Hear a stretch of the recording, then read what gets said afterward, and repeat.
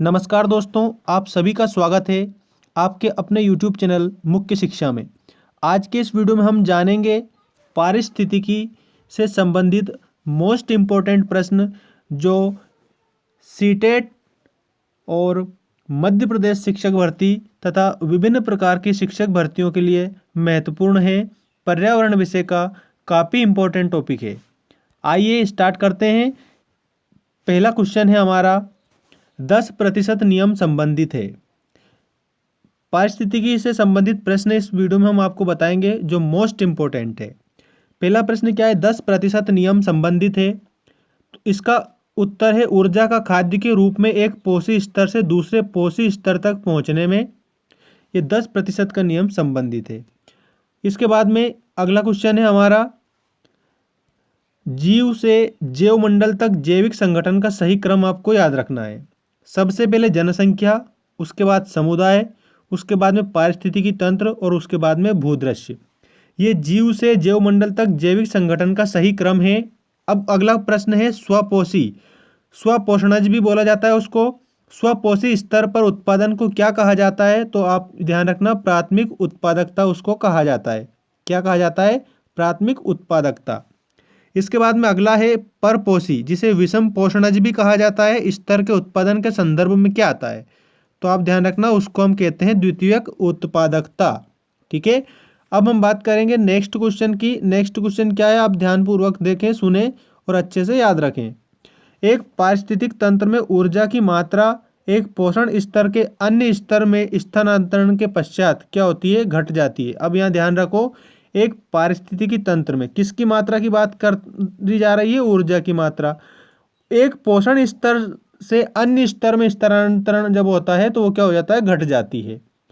इसके बाद में अगला प्रश्न है कुछ कारणवश यदि तितलियों की जाति, किसकी जाति? तितलियों की जाति, जिसको स्पीसीज के नाम से भी जाना जाता है, की संख्या में बड़ी गिरावट होती है, इसके जो संभावित परिणाम हो सकते हैं वे कौन से हैं? तो आप ध्यान रखना कि जो तितलियां हैं अगर उनकी जाति में गिरावट आती है, कमी आती है, तो क्या होता है? कुछ पौधों का परागण पर प्रतिकूल प्रभाव पड़ता है। मतलब कि कुछ पौधे जो परागण की क्रिया होती है वो नहीं हो पाती है। इसके कारण बर्रों, मकड़ियों और पक्षियों की कुछ जो प्रजातियां हैं उनकी समष्टि में गिरावट हो सकती है। मतलब कि कुछ जो पौधे हैं उन पर तो परागण का जो विपरीत प्रभाव पड़ता है, ये परागण नहीं हो पाता है। ठीक है। और बर्रों और मकड़ियों और पक्षियों की जो प्रजातियां हैं उसमें भी गिरावट आ जाती है। इसलिए जो तितलियां हैं उनकी जो प्रजाति है उनको क्षति नहीं पहुंचानी चाहिए किसी भी प्रकार से। पारिस्थितिकी पारस्परिक संबंधों का अध्ययन है। पारिस्थितिकी पारस्परिक संबंधों का अध्ययन है। तो आपको ध्यान रखना है जीव और वातावरण के बीच में पारिस्थितिकी पारस्परिक संबंधों का अध्ययन है। ठीक है। जीव विज्ञान की वह शाखा जिसमें जीव समुदायों तथा उसके वातावरण के संबंध में पारस्परिक संबंधों का अध्ययन किया जाता है, ये पारिस्थितिकी कहलाता है। ये ध्यान रखना आप, क्योंकि परिभाषा भी पूछ ली जाती है कि पारिस्थितिकी किसे कहते हैं। तो आप उसमें बताएंगे कि वातावरण के मध्य, ठीक है, वातावरण के मध्य और जो पारस्परिक संबंध होते हैं किसके? तो आपको ध्यान रखना है जीव समुदायों और उनका वातावरण, उन दोनों के मध्य। ठीक है। और ये किसकी शाखा है? तो जीव विज्ञान की शाखा है जिसको पारिस्थितिकी कहा जाता है। इसमें क्या होता है? जीव विज्ञान की ऐसी शाखा है जिसमें जीव समुदायों तथा उनके वातावरण के मध्य पारस्परिक संबंधों का अध्ययन होता है। ठीक है, यही पारिस्थितिकी है। इसके बाद में अर्नेस्ट हैकल ने पारिस्थितिकी शब्द का प्रयोग किया, तो किस नाम से प्रयोग किया? तो ओइकोलॉजी के नाम से इसने प्रयोग किया है। अगला प्रश्न है जीवधारियों के कार्बनिक और अकार्बनिक वातावरण और पारस्परिक संबंधों के अध्ययन को पारिस्थितिकी अथवा पारिस्थितिकी विज्ञान कहते हैं। ये किसने बताया? तो अर्नेस्ट हैकल ने बताया। ठीक है। ये परिभाषा किसने दी है? अर्नेस्ट हैकल ने, कि जीवधारियों के कार्बनिक और अकार्बनिक वातावरण और पारस्परिक संबंधों के अध्ययन को पारिस्थितिकी अथवा पारिस्थितिकी विज्ञान कहा जाता है, अर्नेस्ट हैकल के अनुसार। अगला प्रश्न है पारिस्थितिकी प्रकृति की संरचना एवं प्रक्रिया का अध्ययन है। ये किसने बताया? तो यूजीन ओडम ने बताया। किसने बताया? यूजीन ओडम ने बताया। अगला प्रश्न है सर्वप्रथम पारिस्थितिकी तंत्र इकोसिस्टम की संकल्पना प्रस्तावित कब की गई थी? ठीक है। तो आपको उत्तर बताना 1935 में और एजी टांसले के द्वारा की गई थी। और आपको एक प्रश्न और कंप्लीट करना है कि पारिस्थितिकी शब्द का सबसे पहले प्रयोग किसने किया? तो एजी टांसले के द्वारा ही प्रयोग किया गया था। ये भी आप अच्छे से याद रखें, वर्ष 1935 में। अब अगला प्रश्न है, पारिस्थितिकी तंत्र की विचारधारा को बायोसोनिसिस तथा माइक्रोकॉम्स कहा है, किसने कहा है? तो कार्ल मोबियस तथा फोर्ब्स ने कहा है। नेक्स्ट प्रश्न है, प्रकृति की एक कार्यात्मक इकाई, किसकी इकाई? प्रकृति की कार्यात्मक इकाई फंक्शनल यूनिट जिसको बोला जाता है, किसके रूप में जानी जाती है? तो पारिस्थितिकी तंत्र के रूप में जानी जाती है। ये पर्यावरण में महत्वपूर्ण भूमिका निभाता है। जो पारिस्थितिकी तंत्र है पर्यावरण का एक अहम घटक है और यह महत्वपूर्ण भूमिका निभाता है, आपको अच्छे से ध्यान रखना है। प्रकृति की एक कार्यात्मक इकाई के रूप में क्या जानी जाती है? जो पारिस्थितिकी तंत्र जाना जाता है। अगला प्रश्न है, पारितंत्र इकोसिस्टम शब्द का सर्वोत्कृष्ट वर्णन है। तो जीवों, जिसको ऑर्गेनिज्म का समुदाय और साथ ही वे पर्यावरण जिसमें वे रहते हैं। ठीक है। अब अगले प्रश्न की बात की जाए, किसी क्षेत्र के सभी जीवधारी तथा वातावरण में उपस्थित अजैव घटक संयुक्त रूप से निर्माण करते हैं, किसका निर्माण करते हैं? पारितंत्र इकोसिस्टम का निर्माण करते हैं।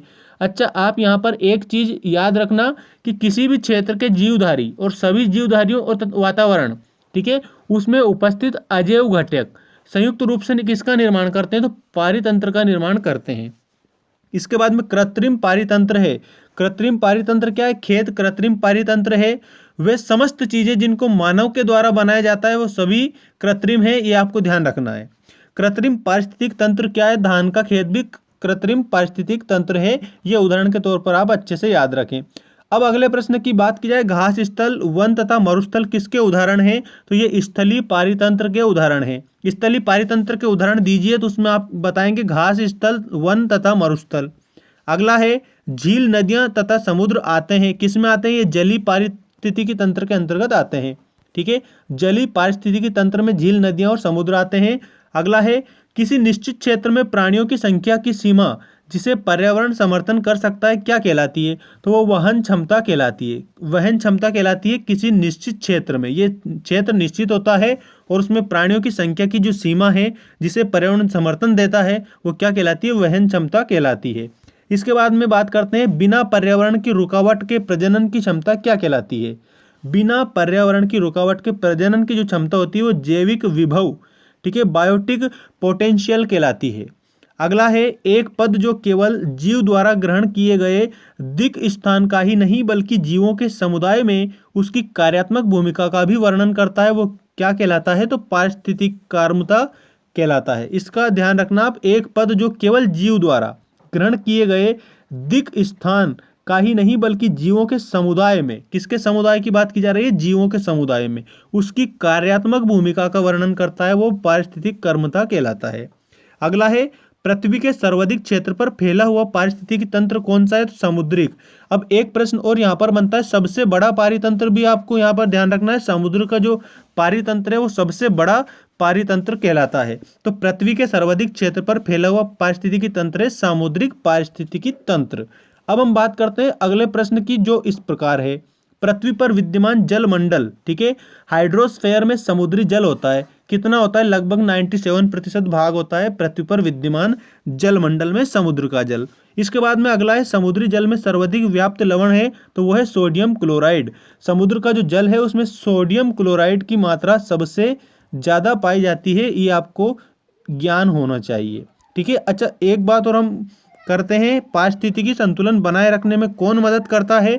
तो वन रोपण, अधिक से अधिक वृक्ष को लगाओ, पारिस्थितिकी संतुलन बना रहेगा। वर्षा जल प्रबंधन, वर्षा के जल का प्रबंधन करो, और जैव मंडल भंडार, ठीक है, इसके द्वारा पारिस्थितिकी संतुलन बनाए रखना आवश्यक हो जाता है और ये मदद भी करता है। ठीक है, वन रोपण, वर्षा जल प्रबंधन और जैव मंडल भंडार। अब हम अगले प्रश्न की बात करते हैं, वन्य जीव संरक्षण एवं पर्यावरण में व्याप्त प्रदूषण का निवारण मददगार है, किसमें मददगार है? वन्य जीव संरक्षण, तो इसमें ध्यान रखना पर्यावरणीय संतुलन बनाए रखने में मददगार है। ये वन लाइनर क्वेश्चन आपको याद होने चाहिए, बहुत ही ज़्यादा मोस्ट इंपॉर्टेंट क्वेश्चनों को हमने इसमें शामिल किया है, जो मध्य प्रदेश शिक्षक भर्ती परीक्षा के लिए और सीटेट के लिए और विभिन्न प्रकार की शिक्षक भर्ती परीक्षाओं के लिए मोस्ट इंपॉर्टेंट है। ये बात आपको अच्छे से याद होनी चाहिए। ठीक है, तो वन्य जीव संरक्षण एवं पर्यावरण में व्याप्त प्रदूषण का निवारण मददगार है, तो पर्यावरणीय संतुलन बनाए रखने में मददगार है।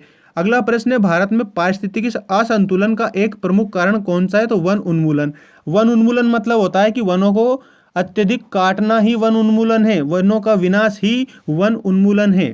ठीक है, ये ध्यान रखना है। भारत में पारिस्थितिकी असंतुलन का जो प्रमुख कारण है वो भी वन उन्मूलन है। अब हम बात करते हैं लास्ट प्रश्न की, वह कार्य जिससे पारिस्थितिक संतुलन बिगड़ता है। तो किसके कारण पारिस्थितिक संतुलन बिगड़ता है? तो वृक्ष अगर काटे जाते हैं तो पारिस्थितिक संतुलन बिगड़ जाता है और पर्यावरण का संतुलन भी बिगड़ जाता है। ठीक है, तो अधिक से अधिक हमें पर्यावरण को सुरक्षित रखना है। इसके लिए ऐसी क्रियाएं करना आवश्यक है जिससे कि जो पर्यावरण है उसको क्षति ना हो, और पेड़ पौधे अधिक से अधिक लगाएंगे तभी जाकर हमारा जो पर्यावरण है वो संरक्षित रह सकता है। ये आपको याद रखना है। Thanks for watching, take care.